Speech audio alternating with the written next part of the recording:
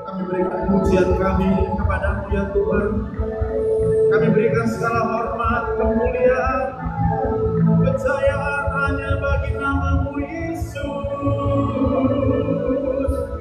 Sebab Kau yang layak disembah, Kau yang layak ditinggikan, Kau yang layak dipuji.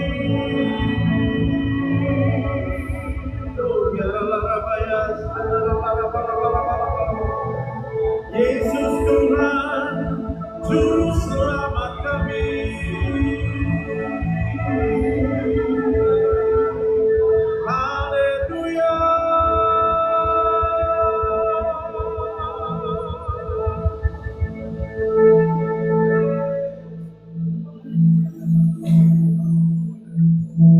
Tuhan Yesus, Engkaulah kehidupan kami.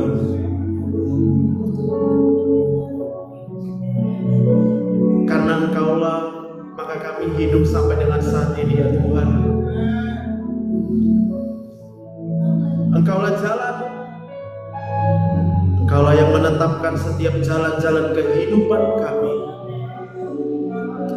Dan pada waktu kami mau mengikuti jalan-jalan yang Kau tentukan, Engkau membawa kami ke air yang mengalir dengan tenang. Engkau membawa kami ke padang yang berumput hijau. Bahkan ketika Engkau menuntun jalan kami, Engkau membawa kami kepada kemenangan. Yesus, Engkaulah jalan, sehingga apapun yang kami sedang hadapi hari-hari ini, kami percaya gadamu dan tongkat-Mu itu akan selalu menyertai kami. Tuhan Yesus, kami datang dengan kerinduan hati kami. Kami sadar kami tidak bisa hidup tanpa Tuhan. Kami sadar kalau kami hidup hanya oleh karena kasih karunia Tuhan. Sebab itu Tuhan, kami perlu firman Tuhan. Kami perlukan Engkau berbicara kepada kami.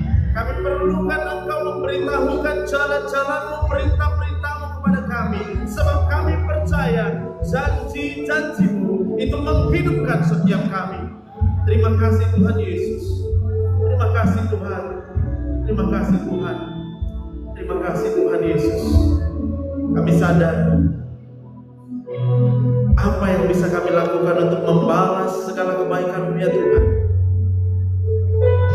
kecuali dengan mempersembahkan seluruh kehidupan kami. Biar itu Kau pakai untuk menjadi kemuliaan bagi nama-Mu ya Tuhan. Urapi hamba-Mu, sembunyikan hamba-Mu di balik salib-Mu Tuhan.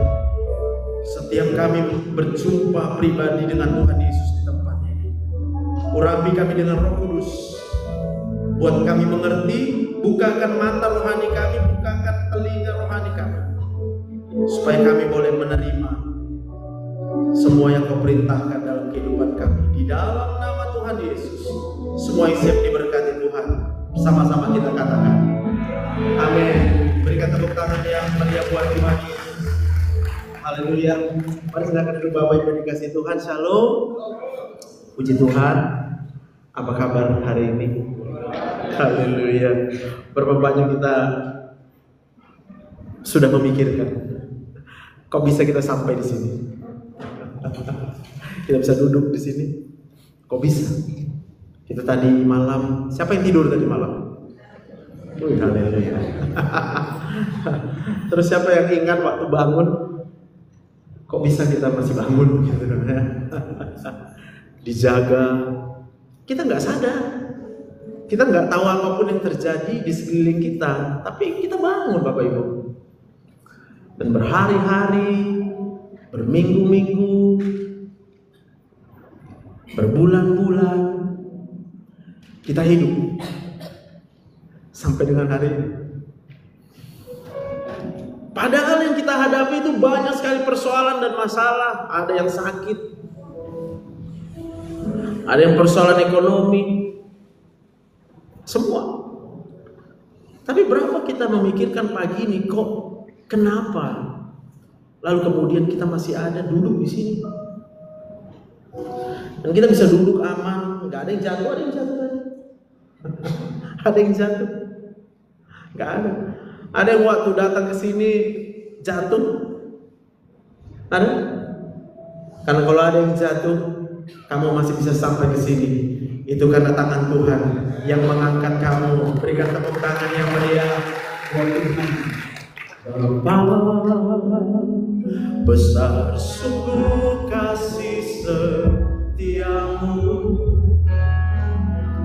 nyata sungguh perlindunganmu.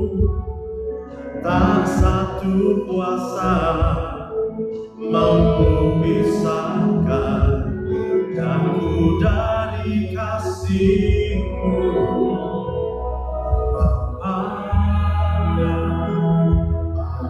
Ku selalu hormati-Mu, ku turut perintah-Mu. Berikan ku hati untuk menyembah-Mu dan bersyukur setiap waktu, seperti Bapa sayang anaknya. Demikianlah Engkau mengasihiku,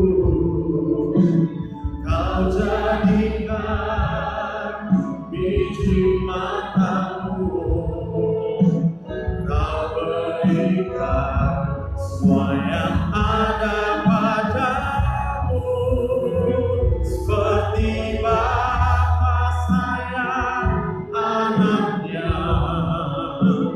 Demikianlah Kau menuntun langkahku. Mari depan, indah Kau beri rancangan-Mu yang terbaik bagiku. Bisa katakan amin? Bisa berikan tepuk tangan buat Tuhan. Nah, di bulan ini kita masih terus diajar. Gereja kita mengajarkan kita bagaimana kita memiliki hubungan dengan Allah. Allah yang kita sembah adalah Allah yang mendatangi kita. Dia datang sama kita, karena kita nggak bisa cari Allah. Kita mau cari kemana pun kita nggak tahu mau cari kemana. Tapi karena begitu besar kasih Allah, sehingga Dia yang datang. Dan Dia datang, kita tahu, melalui Tuhan Yesus. Dia rela mengambil rupa manusia, direndahkan, Pak. Dia rela lahir di kandang domba. Padahal Dia Allah. Padahal Dia yang menciptakan alam semesta. Padahal Dia itu yang tinggal di sorga sana, tapi Dia rela lahirnya di kandang domba. Hanya buat apa? Buat kita hidup. Kita bahkan tidak akan rela. Kita nggak mau hidup seperti itu. Ada yang mau di sini dilahirkan di kandang domba. Tapi bilang kiri kanannya, Tuhan Yesus mau lahir di kandang domba buat kamu. Iya, bilang. Atau kamu belum tahu?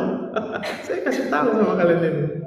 Buat kita yang merasa hidupnya nggak berharga, buat kita yang merasa sekarang hidupnya itu banyak kurang, buat kita yang merasa hidup ini mengecewakan, buat kita yang merasa bahwa hidup kita ini tidak seperti yang kita inginkan,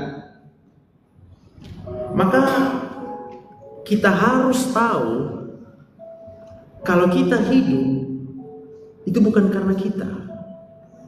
Kita harus tahu kita nggak bisa buat apa-apa, Pak. Coba tarik nafas kita. Siapa yang tahu dari mana nafasnya, angkat tangan. Yang tahu aja. Opung tahu dia, banyak kali udah nafasnya. Angkat tangan, Pung. Ayo, Pung. Yes, cuma Opung ini yang tahu. Saya kasih tahu ya. Tidak ada manusia yang bisa menciptakan oksigenmu. Sehingga kalau kamu bisa hirup oksigen sekarang, kamu suka atau nggak suka, kamu mau terima atau nggak terima, itu karena Tuhan sayang samamu. Dia kasih oksigen. Siapa yang tahu dia bernafas sekarang? Angkat tangan. Oh, nggak bernafas tuh? Atau nggak punya tangan? Siapa yang tahu dia punya tangan? Angkat tangan dulu. Kan? Angkat tangan semua kan? Nah, gitu. Siapa yang tahu kalau dia bernafas tadi? Angkat tangan. Siapa yang tahu? Karena begitu besar kasih Allah sehingga Tuhan kasih nafas. Next slide. Jadi kalau kita memiliki hubungan yang dekat dengan Tuhan, pada waktu kita menyadari bahwa setiap tarikan nafas kita itu adalah Allah, Anda terhubung dengan Tuhan. Markus 12 ayat 30-31 ini ayat yang akan selalu sudah sering kita dengar dan baca. Mungkin sebagian besar bahkan sudah hafal, tapi akan berkata, gimana caranya aku bisa mengasihi Tuhan Allah? Kasihilah Tuhan Allahmu dengan segenap hatimu, dan dengan segenap jiwamu, dan dengan segenap akal budimu, dan dengan segenap kekuatanmu. Dan hukum yang kedua ialah kasihilah sesamamu manusia seperti dirimu sendiri. Tidak ada hukum lain yang lebih utama daripada kedua hukum ini. Bisa katakan amin? Karena kalau kita bisa bilang amin juga karena Tuhan. Bilang dulu kiri kanan. Kamu bisa bilang amin karena Tuhan ya. Bisa punya mulut, Pak. Bisa punya pita suara. Dan Tuhan kasih itu sama kita apa? Tuhan pernah minta bayaran? Tuhan nggak pernah minta bayaran sama kita, tapi Dia ciptakan semua dalam hidup kita. Nah, kemarin saya mencoba cari di ChatGPT, kenapa manusia diampuni, kenapa iblis enggak? Ya, jadi mengarahkannya semua dengan ayat Alkitab, lalu dibuktikan iblis itu tidak bisa diampuni karena dia memang secara sadar memberontak kepada Tuhan, memberontak, dia melawan Tuhan. Dia ciptaan Tuhan, harusnya yang diciptakan itu menyembah kepada Tuhan saja. Amin. Malaikat diciptakan Tuhan dengan segala kekuatannya. Malaikat itu punya kemampuan supranatural. Kita natural. Dia punya kemampuan di luar kita, di atas kita. Dia diciptakan Tuhan hebat banget. Tapi Tuhan mau yang hebat itu tetap menyembah Dia. Lalu kemudian iblis, Lucifer, dia dulu malaikat di sana, yang tadinya harusnya dia menyembah kepada Tuhan, lalu kemudian dia memutuskan, aku nggak mau nyembah Tuhan lagi. Nah, itu sebabnya kemudian Allah membuang dia ke bumi. Saya nggak tahu apa mungkin bisa iblis bertobat, ya kan? Coba tangan kiri kanan, iblis bisa tobat nggak loh? Nggak akan tobat dia. Tapi kalaupun dia bertobat, ya kita pasti udah di sorga sekarang. Kenapa? Pada waktu iblis itu tidak bisa lagi diselamatkan, tidak bisa ditebus. Manusia itu diciptakan Tuhan dengan kelemahan, Pak. Pada waktu Tuhan menciptakan manusia, maka Tuhan ciptakan kita di hari yang ke-6. Karena kita lemah. Coba bilang gini kan, ternyata kita lemah. Cuma dalam hati bilang kadang sok jago. Bang jago. Coba lambaikan tangan aja. Berapa banyak yang bisa lambaikan tangan? Semua bisa? Amin. Berapa banyak yang tahu kenapa dia bisa lambaikan tangan? Ya, kenapa? Kuat dulu. Karena Tuhan. Berapa banyak sekarang yang sadar kalau dia bisa lambaikan Tuhan itu hanya karena Tuhan? Angkat tangannya. Berikan kemuliaan bagi nama Tuhan. Itu kelemahan. Kita nggak bisa lambaikan tangan kalau Tuhan nggak ciptakan tangan. Kita nggak bisa lambaikan tangan kalau nggak ada energi. Nah, kita tahu energi dari mana? Oksigen. Kita nggak bisa ciptakan oksigen. Ada yang tahu kita nggak bisa ciptakan oksigen? Atau ada yang tahu kita bisa menciptakan oksigen? Atau kita pikir kita bisa beli oksigen? Kadang-kadang tanpa sadar kita mempersiapkan hidup kita berdasarkan jumlah uang. Ya, bapak-bapak di sini, saya juga bapak-bapak. Saya pernah terperangkap dengan pikiran itu. Dan saya mempersiapkan uang buat masa depan anak. Yang ada di dalam pikiran saya hanyalah berapa banyak uang yang harus saya kumpulkan. Terperangkap. Tiap hari bangun tidur yang kita pikir apa? Makanya ada lagunya kan, apa yang dicari orang. Kita kerja buat uang. Kadang-kadang kita melayani juga buat uang loh. Saya juga pernah melayani demi PK karena waktu itu gak ada uang. Lalu saya pikir ya udah, kalau saya berkhotbah nanti dapat uang deh. Iya kan? Apa yang dicari orang, pagi, siang, sore, malam, uang, uang, uang, bukan Tuhan Yesus. Saya mau katakan itu kita kena tipu iblis, Pak. Kalau kita sekarang berpikir bahwa uang menentukan masa depan daripada anak kita, kita kena tipu iblis. Karena mau berapa banyak pun uang yang kita pegang, kita nggak bisa beli hidup kok. Ada? Karena kalau uang bisa beli hidup, orang kaya sana tuh banyak kali uangnya, bisa nggak mati-mati dia. Sakit masuk rumah sakit, nggak bisa di Indonesia ke Penang dia, nggak bisa ke Penang ke Singapura dia, nggak bisa ke Singapura ke Amerika dia, terserah dia lah mau ke dunia mana, bilang banyak uangnya. Tapi saya mau katakan uangnya nggak bisa beli hidup.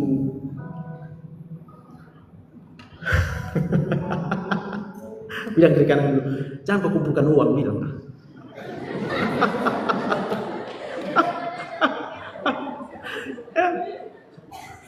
Itu makanya kita sakit hati sama kawan kita. Kita sakit hati sejak abang beradik, kita sakit hati, Pak. Kenapa? Karena uang. Abang beradik punya masalah dengan warisan. Saya mau katakan Anda bukan jahat, tapi kena tipu iblis. Kenapa iblis menipu? Karena dia nggak punya kawan nanti. Kalau semua orang masuk ke surga, dia nggak punya kawan. Makanya dia berusaha tuh. Ya, berusaha untuk apa? Membuat supaya kita jadi cari uang. Nanti ada lagi yang bilang nggak apa-apa lah, kan semua butuh uang. Ya iya, tapi pikirkan dulu, bisa uang beli hidup. Dikumpulkan uang untuk 20 tahun lagi, sekian. Apa kita pasti hidup 20 tahun lagi, Pak? Mati di rumahnya kita, tinggalnya semuanya. Tinggal. Amin. Coba lihat mukanya. Udah mikirkan Tuhan Yesus belum dia? Karena kalau dia mikir Tuhan Yesus, dia pasti suka cinta sekarang. Berikan tepuk tangan buat Tuhan. Amin. Oh, giranglah. Oh, giranglah. Haleluya. Yesus amat cinta pada saya. Oh, girang. Bisa lebih girang lagi, katakan. Oh, giranglah. Haleluya. Oh, giranglah. Puji Tuhan. Yesus amat cinta pada saya. Oh, girang. Lu kenapa sedih? Itu nanya. Aku bukan marah lihat orang sedih, bukan. Aku cuma nanya, kamu kenapa sedih? Bapak Bapak Ibu yang dikasih Tuhan, pada waktu kita hidup dan kita sadar keterhubungan kita dengan Tuhan lah yang menghidupkan kita, Pak. Maka di dalam otak kita ya, nanti saya akan kasih tunjuk gambar otak ya. Kalau Yesus yang ada di dalam otakmu, kamu akan otomatis mengasihi Tuhan. Karena kamu tahu ketika Yesus ada di dalam otakmu, kamu tahu yang pertama, Yesus yang membuat kita hidup sampai dengan sekarang. Bukan uang. Right? Tapi kalau di dalam otak kita uang yang kita pikir untuk menghidupkan kita, oke, maka itu akan membuat kita stres. Karena kita pun nggak tahu berapa jumlah yang seharusnya kita kumpulkan. Sehingga kita akan terus mengumpulkan uang, terus mengumpulkan uang. Kalau dapat uangnya, bahagia. Ayo, Pung, amin-amin aja, Pung. Aduh, Pung, betul, Pung, yang betul, haleluya. Tapi pada faktanya, uangnya lebih sering hilang. Itu sebabnya Tuhan bilang apa? Carilah dahulu, maka ditambah, Pak. Kita bukan nolak uang, bilang. Kita bukan nolak uang, bilang kira-kira. Kita terima, bilang. Tak terima. Nah, lu mau ngasih berapa, gua terima aja. karena yang kita menjadi tujuan kita, it's not money. Karena kalau yang menjadi uang pikiran kita yang utama, mohon maaf, kita sedang terhubung dengan mamon. Kalau orang memikirkan uang, jadi mamon. Tuhan Yesus bilang kamu gak bisa menyembah dua Tuhan, gak bisa. Oh, ada orang gini dia. Ya tapi kan aku udah nyembah Tuhan. Tapi kamu minta uang dari Tuhan. Kamu bertanya, kenapa dia kaya, kok aku nggak kaya? Kenapa dia bisa beli mobil baru, aku kok nggak bisa beli, Tuhan? Karena kita pikir, apa enaknya beli mobil baru, Pak? Bapak tahu? Enak, Pak? Mobil baru, Pak? Yakin Bapak? Enak, Pak? Mobil baru, Pak? Enak ya? Enak mobil baru, Pak? Enak ya? Jadi kalau nggak ada mobil baru enak? Orang yang terhubung dengan Tuhan, maka dia akan berkata seperti Paulus, apa yang kuanggap keuntungan, sekarang kuanggap sebagai sampah. Ya, gitulah memang dunia medsos ini ya. Semua orang di medsos pada flexing, Pak. Semua akan memamerkan apa yang dia punya. Lalu kita bilang, enak ya. Enak ya? Punya mobil baru ya? Nah, udah bingung. Gawat.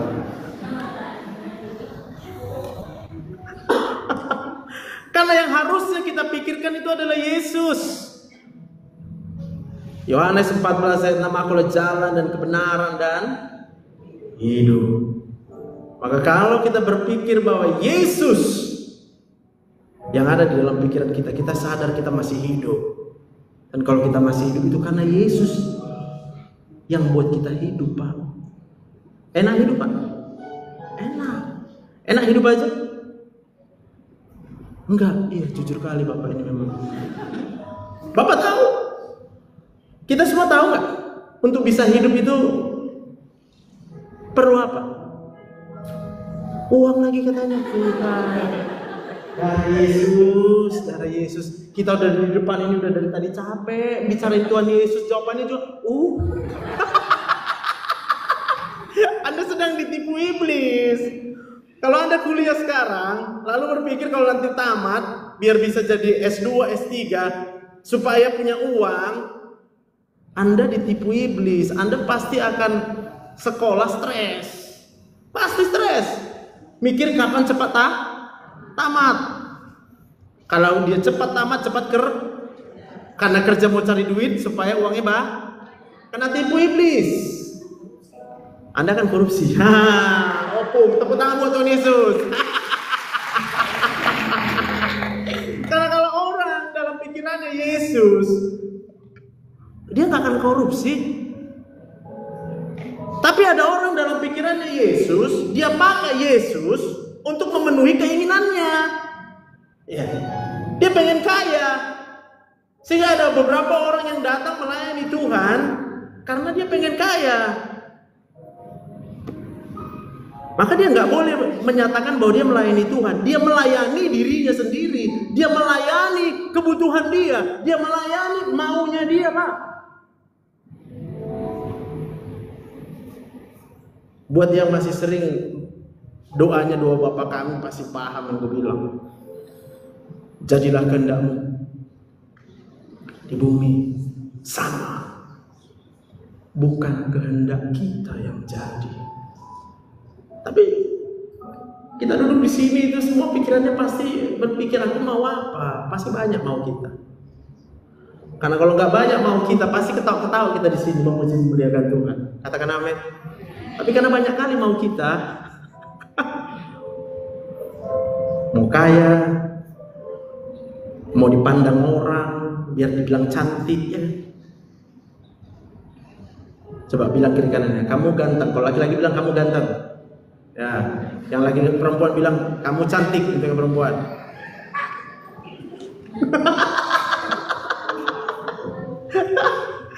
Enak dibilang ganteng dan cantik. Enak.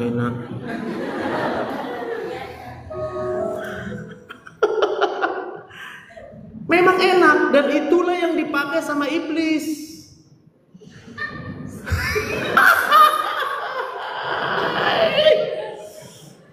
Oke, next slide. Nanti gak pindah-pindah slide-nya. Jadi bagaimana supaya kita bisa mengasihi sesama manusia? Saya langsung buat aja the point. Yang selalu mengecewakan dan menyakiti perasaan kita. Bahkan menghancurkan impian kita. Anggap, kita gampang kalau mengasihi orang yang buat baik kita. Pasti kita sayang lah, karena kita waras. Hanya orang gak warasnya disayang malah dibenci. Nah, ini jadi saya pelajari dengan berdasarkan ilmu kedokteran lah ya. Mengapa manusia memiliki perasaan yang membenci? Apa Tuhan menciptakan kita dengan perasaan membenci? Kira-kira gitu. Apa kita didesain Tuhan untuk membenci? No. Tuhan menciptakan kita dengan kehendak bebas, Pak. Keinginan. Coba next slide. Nah, ini gambar otak. Ya. Jadi perasaan itu yang tengah, yang merah. Perasaan yang merah itu dibungkus oleh otak besar. Di otak besar itu ada memori. Ingatan. Siapa punya ingatan? Yes.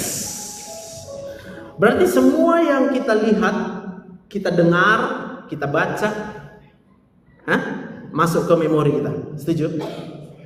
Itu akan menimbulkan perasaannya. Pengen apa? Jadi kalau kita di sini masih ada yang pengen kaya, siapa mau kaya? Angkat tangan.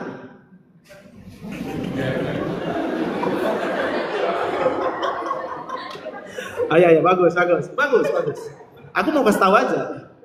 Kalau kita masih pengen kaya, berarti ada dua kemungkinan. Ya memang waras lah, pasti waras. Tapi dia nggak tahu. Nah, ini saya kasih tahu. Kalau kita pengen kaya, berarti dari dulu mungkin hidup kita terlalu maka kita berpikir aku nggak mau lah miskin lagi, aku mau kaya lah. Oke? Tapi bisa juga dia dulu udah kaya, tapi masih pengen kah? Kenapa? Karena dunia menawarkan segala fasilitas, segala keenakan dari kekayaan. Ya. Dari handphone ya kan? Lihat orang jalan-jalan, enak kali di jalan-jalannya. Dibawa buat klik keranjang kuning ya. Anda jadi menginginkan, betul? Maka jadi pengen kah? Gaya. Itu namanya kena tipu iblis. Tapi kalau sekarang yang di dalam pikiran kita adalah Yesus sudah mati buat kamu. Dia yang kaya rela jadi miskin supaya kamu yang miskin jadi kaya. Siapa yang ciptakan alam semesta? Ada apa di alam semesta? Ada segala kekayaan? Bilang kiri kanannya, ada segala kekayaan di alam semesta. Bilang kiri kanannya, itu Tuhan Yesus yang ciptakan. Bilang lagi, berarti itu punya Tuhan Yesus. Tanya, kamu punya Tuhan Yesus?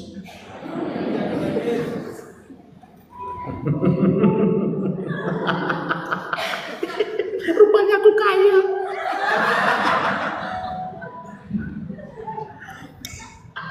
Abang akan melayani dengan sukacita, Bang. Karena abang udah kaya. Yang lain melayani dengan menyala-nyala. Karena udah kaya. Karena kita punya Yesus. Berikan tepuk tangan buat Tuhan Yesus. Amin. Udah terhubung semua dengan Tuhan sekarang.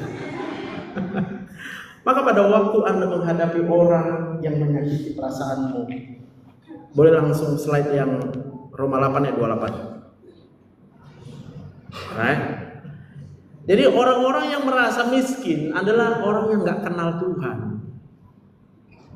Karena kalau Anda sudah kenal dengan Tuhan, Anda tahu Tuhan itu pemilik segalanya, bahkan Dia pemilik hidupmu.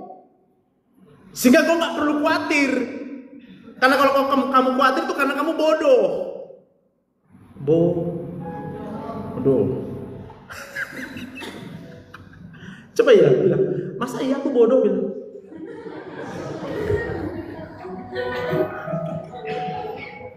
Lah apa kita bisa ciptain oksigen, Pung? Bisa, Pung? Gak bisa, Pung. Berarti kalau sampai sekarang kita hidup karena Tuhan yang sediakan oksigenmu, terus kamu mau mikir apa? Merasa bisa gitu menjamin oksigenmu? Makanya aku bilang bodoh. Siapa udah pintar di sini sekarang, angkat tanganmu? Iya, masih bodoh juga.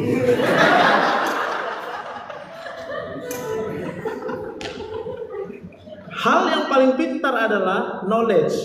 Anda harus kenal siapa Yesus. Kalau Anda kenal siapa Yesus, Anda akan menyembah Dia yang Anda kenal. Anda akan memuji Tuhan yang Anda kenal. Pada waktu kita memuji Tuhan, tahu arti memuji Tuhan? Yang tahu coba angkat tangan. Memuji Tuhan artinya apa? Apa? Apa ibu nggak tahu, Bu? Kakak nggak tahu memuji Tuhan. Biar aku kasih tahu. Karena kan kita bodoh.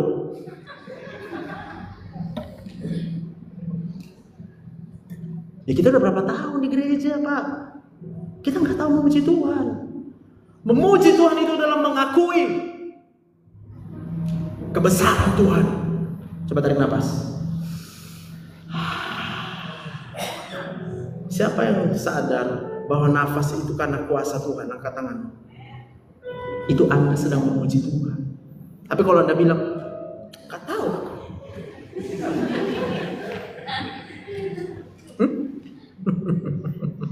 Roma 8 ayat 28. Kita tahu sekarang bahwa Allah turut bekerja dalam segala sesuatu untuk mendatangkan kebaikan bagi mereka yang mengasihi Dia. Siapa yang mengasihi Dia? Yang Tuhan Yesus di otaknya bilang. Kita nggak bisa ngasih Tuhan kalau uang di otakmu. Karena semua akar masalah adalah, benar nggak? Coba saya mau uji. Siapa yang setuju di sini? Semua akar masalah adalah uang. Iya. Di gereja pun akar masalah di keluarga pun akar masalah di rumah tangga, suami dan istri. Coba lihat istrinya, suaminya. Oh, jadi akar masalah kita uang, bilang. Maka kita berkata, karena uanglah, ya, karena uanglah manusia akan semakin jahat. Maka kalau Tuhan Yesus datang ke dunia ini mengambil rupa menjumpa manusia yang hina-dina, supaya kamu bisa lihat, Pak. Oh, jadi Yesus sudah datang buatku ya. Kalau saya berdiri di sini, saya sadar ini bukan karena saya, ini karena Yesus. Maka setiap aku berdiri, dimanapun aku berdiri, sukacita karena Yesus. Kalau aku berdiri di sini berharap dapat duit banyak, berharap, udah pasti stres aku. Pulang dari sini ku mintai uang kita, bagi uang kau. Jadi kalau ada orang datang sama kita minta uang, cuma kasih tahu sama dia, Tuhan Yesus punya uang. Kalau dia marah, Pak, cocok, tinggalkan. Gitu kali kau, kenapa Pak? Kan kau kaya, ya memang aku kaya, aku bilang. Tapi aku tahu, aku kaya hanya karena Tuhan Yesus. Berikan tepuk tangan yang meriah buat Tuhan. Amin. Berapa banyak udah kaya di sini? Jadi pada waktu kita mengasihi Tuhan, segala sesuatu yang terjadi dalam hidup kita itu akan dipakai Tuhan untuk apa? Mendatangkan kebaikan. Yang ngerti aja angkat tangan, yang nggak ngerti kau jangan angkat tangan. Supaya aku kasih tahu, buat yang nggak ngerti, kamu harus baca Alkitab tiap hari supaya kamu ngerti. Di dalam Alkitab itu dipaparkan semua dengan jelas. Tuhan memberkati orang-orang yang mengasihi Dia melalui begitu banyak masalah dan persoalan. Sehingga kalau hidupmu sekarang berada dalam masalah, dan kau sedang kecewa, dan kau sedang sedih, dan kau sedang marah, maka kamu harus kembali lihat Tuhan. Firman Tuhan kau baca tiap hari. Aku bukan mempromosikan YouTubeku. Next slide. Tapi ikutilah ini. Adulam Ministry. Kenapa aku pilih Adulam? Adulam itu tempat Daud ketika dia dikejar-kejar oleh Saul, terpuruk. Lalu kemudian ikut juga di situ banyak orang yang sama-sama terpuruk, punya hutang, punya penyakit, semua. Dan apa yang mereka kerjakan di sana? Mereka hanya memuji Tuhan. Lalu kemudian mereka menyembah Tuhan. Memuji Tuhan dengan apa? Tiap bernapas, biarlah segala yang bernapas memuji Tuhan. Siapa yang bisa bernapas sekarang? Siapa yang kasih itu? Berapa banyak sadar betapa besar kuasa Tuhan? Berikan tepuk tangan yang meriah buat Tuhan. Mari kita bangkit berdiri. Sentuh hatiku, ubah hidupku menjadi yang baru. Air mengalir yang tiada pernah berhenti. Bapa, sentuh hatiku, ubah hidupku menjadi yang baru. Emas yang murni, emas yang murni, kau membentuk bencana hatiku. Bapa, ajarku mengerti sebuah kasih yang selalu memberi berkat. Air mengalir yang tiada pernah berhenti. Saya teringat satu. Ada banyak orang di gereja kalau ditanya dia udah mengampuni. Coba aku tanya, siapa sini sudah mengampuni? Angkat tangan. Yang sudah mengampuni orang yang bersalah sama dia. Oke, berarti kebanyakan belum bisa mengampuni ya. Saya mau bilang gini, ketika kita mengakui bahwa kita sudah mengampuni dia, tetapi kita berharap supaya dia jadi baik terus sama kita, itu kita kecewa. Anda hanya akan berkata mengampuni, tapi Anda akan stres sendiri. Karena yang ada di dalam pikiranmu adalah keinginan supaya dia baik terus. Istri-istri yang dikecewakan sama suami, udah kuampuni ya dia, tapi jangan diulangnya. Saya mau katakan, kalau kita berharap dia tidak mengulang perbuatannya, istri akan kecewa terus. Hari ini Tuhan menunjukkan kasih-Nya buat kita. Pada waktu kita menyadari kita masih hidup, Bang, itu adalah kasih Tuhan. Itu Yesus yang ada dalam hidupmu. Kau akan sembuh. Kau akan merasakan damai sejahtera. Dan saya mau katakan buat kita yang belum memutuskan untuk mengampuni, ingat, ada janji Tuhan buat orang yang mengasihi Dia. Allah itu mengubah semua perbuatan yang buruk dari orang-orang yang menyakitimu untuk mendatangkan kebaikan buatmu, sehingga kau bisa mengampuni dia. Yusuf itu harus disakiti oleh abang-abangnya supaya dia bisa jadi perdana menteri. Dia diangkat Tuhan karena disakiti oleh saudara-saudaranya. Yusuf gak marah, Yusuf gak panik, Yusuf gak sedih. Dia jalani hidupnya, dijual, dibuang ke sumur, dia nyembah Tuhan. Haleluya, terima kasih Tuhan, aku dibuang ke sumur. Karena Yusuf tahu dia hanya bisa sampai sumur karena Tuhan Yesus. Siapa bisa berdiri sekarang? Coba angkat tangan yang bisa berdiri. Pada waktu Anda sedang berdiri di tengah-tengah badai, maka Anda bisa berpikir sekarang, oh, Yesus mau berdiri di atas badai ini. Maka kemudian kita akan bertanya, apa yang harus kulakukan Tuhan? Kalau kita mau diberkati Tuhan, tanya sama Tuhan, aku mau buat apa di tengah badai? Maka Tuhan Yesus katakan, kasihilah. Kalau kamu mau musuh itu diubahkan Tuhan menjadi berkat di dalam hidupmu, keputusannya kamu ambil karena kamu udah tahu sekarang. Oh, jadi gitu cara kerja Tuhan. Ketika aku disakiti, ketika aku direndahkan, Alkitab berkata, orang yang direndahkan akan ditinggikan oleh Tuhan. Dan kalau Tuhan yang mengangkat kita, tidak ada satupun yang bisa menurunkan kita. Berikan tepuk tangan buat Tuhan. Bagi Tuhan tak ada yang mustahil.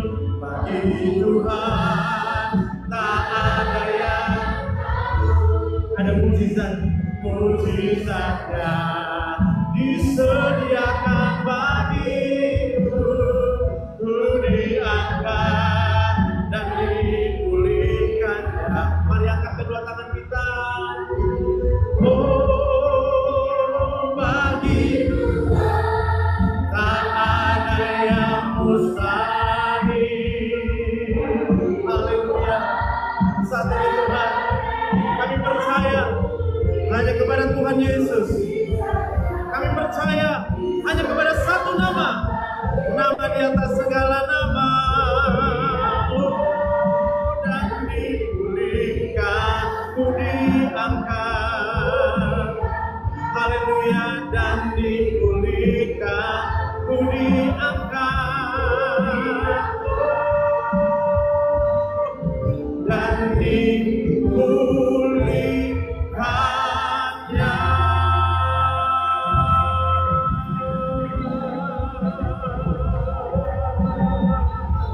Mari berikan tepuk tangan bagi nama di atas segala nama, nama Yesus, nama yang telah menebus hidup kita, nama yang telah membayar hidup kita, nama yang telah menanggung segala kutuk, nama yang menyembuhkan segala penyakit di dalam nama Yesus. Haleluya. Mari tundukkan kepala kita saat ini. Aku mau doakan kita. Kalau ada di antara kita yang mau didoakan, engkau yang berkata, Tuhan mulai saat ini dan seterusnya, aku mau mengasihi Tuhan dengan segenap hati, segenap jiwa, segenap kekuatan. Angkat tanganmu sekarang. Aku doa dari sini. Kalau kau mau mengasihi Tuhan Allahmu dengan segenap hatimu, jiwamu, kekuatanmu, oh Oh ya rabaya saudara bala. Oh rabaya sikia rabaya saudara bala. Tuhan Yesus, Engkau menyembuhkan setiap hati. Engkau menyembuhkan setiap perasaan yang terluka bertahun-tahun, perasaan sedih bertahun-tahun di dalam nama Yesus. Oh darah Yesus, Engkau yang mencurahkan darah-Mu. Engkau berkorban untuk kami, untuk mengangkat hidup kami. Engkau mengasihi Tuhan dengan segenap hati-Mu. Oh ya, Yesus segalanya bagi-Mu. Oh ya, Engkau yang punya pergumulan. Aku berdoa di dalam nama Yesus. Tuhan akan membuka jalan. Tuhan bahkan membelah lautnya. Tuhan akan mengangkat engkau dalam nama Yesus. Engkau yang khawatir akan masa depanmu, aku berkata kepadamu, Tuhan Yesus punya rancangan hari depan yang penuh pengharapan dalam hidupmu. Serahkan hidupmu ke dalam tangannya. Haleluya. Oh ya, engkau di rumah tanggamu, mungkin engkau merasa engkau tidak bisa mencintai suamimu. Istri berkata, suamimu menyakitkan. Suami berkata, engkau gak bisa cintai istrimu. Engkau sekarang, aku berdoa di dalam nama Tuhan Yesus. Roh Kudus, saat ini kau mengobati setiap hati. Engkau sembuhkan setiap hati yang terluka. Karena kami tahu Tuhan Yesus sayang sama kami. Haleluya. Terima kasih. Terima kasih Tuhan. Mulai saat ini dan seterusnya Tuhan, setiap nafas kami akan kami ubah menjadi pujian kepada Tuhan. Setiap tarikan nafas kami adalah pujian kami kepada Tuhan. Dan pada waktu kami mengerjakan apapun yang bisa kami kerjakan dengan hidup kami akan bawa itu menjadi persembahan buat Tuhan. Sehingga hamba berkata, kalau hamba-Mu berdiri di tempat ini untuk Tuhan. Tidak ada kepentingan lain selain untuk Tuhan. Dan semua kita yang ada di tempat ini, hiduplah di dalam pujian dan penyembahan kepada Tuhan setiap saat. Persembahkan hidupmu buat Tuhan. Di dalam nama Tuhan Yesus, semua kita yang diberkati Tuhan. Bersama-sama kita katakan, amin. Selamat berbuat sama Tuhan yang terkasih. Kita akan memberikan persembahan sebagai warta